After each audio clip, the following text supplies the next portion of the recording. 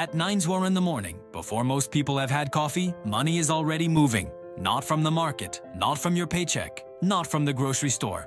It moves upward. That is the part nobody puts on the billboard. People imagine the economy as a straight line. Work hard, earn money, spend money, repeat. Clean, fair, visible. But the real economy runs more like a conveyor belt hidden under the floor. And on that belt, certain people are standing near the front. They get paid first. Everyone else gets what is left. That one detail changes everything.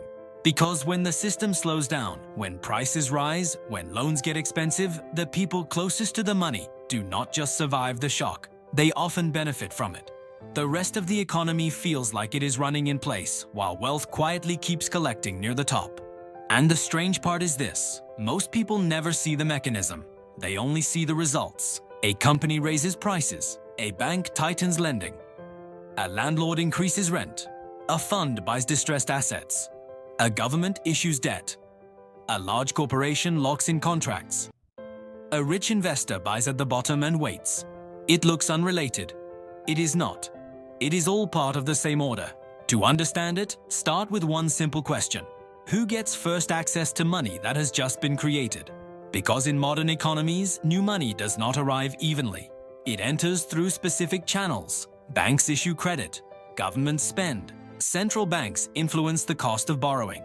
Big institutions have direct access to financing, legal teams, and relationships that ordinary people do not. So when new money enters the system, it does not splash across society like rain. It lands in a few buckets first. Those buckets are usually filled by the already powerful. They can borrow cheaper. They can refinance faster. They can wait longer. They can buy assets when others are forced to sell. They can treat debt as a tool. For everyone else, debt is usually a burden. For them, debt is often leverage. That word matters. Leverage means using other people's money or systems to control more assets than you could ever buy with cash alone. A household uses a mortgage to buy one home. A large investor uses debt and scale to buy a portfolio. A small business pays interest and hopes for stability. A large firm issues bonds and calls it strategy. Same word, very different world. And this is where the hidden order becomes visible. The economy does not reward effort first. It rewards position first. If you own assets, you tend to get paid before wages catch up. If you already have capital, inflation can work in your favor. If you hold real estate, land, or business equity, rising prices can lift your wealth even while workers feel squeezed. If you depend mostly on wages, you are usually last in line. Your income adjusts slowly. Your rent does not. Your groceries do not. That delay is not a small detail. It is the whole game. This is why inflation feels so cruel. Inflation is not just prices going up. It is a redistribution machine with a very polite name. When money loses purchasing power, people with assets often have protection. People with cash get punished. But if you earn a paycheck and hold little else, inflation is basically a silent tax on your time. And the people with the best insulation are rarely the ones standing in line. They are the ones who already own the line. Now add markets. Markets are often sold as free and open. In theory, anyone can participate. In practice, the people with the most information and the fastest execution tend to capture the biggest gains.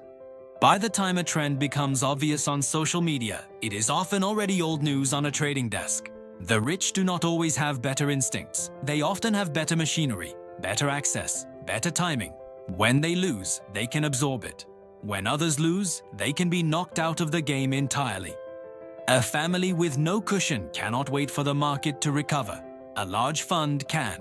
A worker cannot miss 3 paychecks. A corporation can issue debt, cut costs, and survive. And then there is the most underrated weapon in the economy: patience. Patience is often an advantage reserved for people who can afford to be patient. When others panic, cash-rich buyers appear. They buy distressed assets and cheap property. Economic stress becomes a shopping season. Downturns do not only destroy wealth, they transfer it. This is the uncomfortable math underneath the story. The economy is not just a place where wealth is created. It is a place where wealth is sorted.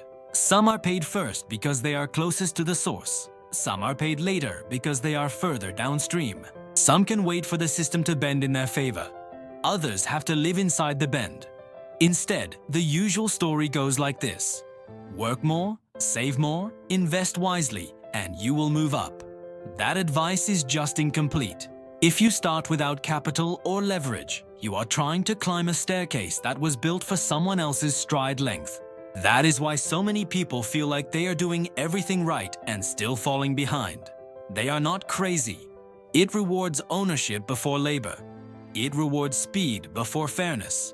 It rewards those who sit closest to the money. That is the hidden order. Not secret, just hidden in plain sight. And once you see it, you start noticing the pattern everywhere. A wage increase swallowed by rent. A stock rally that barely touches household finances. A strong economy that feels weak where people live. The system keeps moving, but it does not move evenly. So the real question is not whether the rich get paid first. The real question is why the rest of us keep calling that order normal.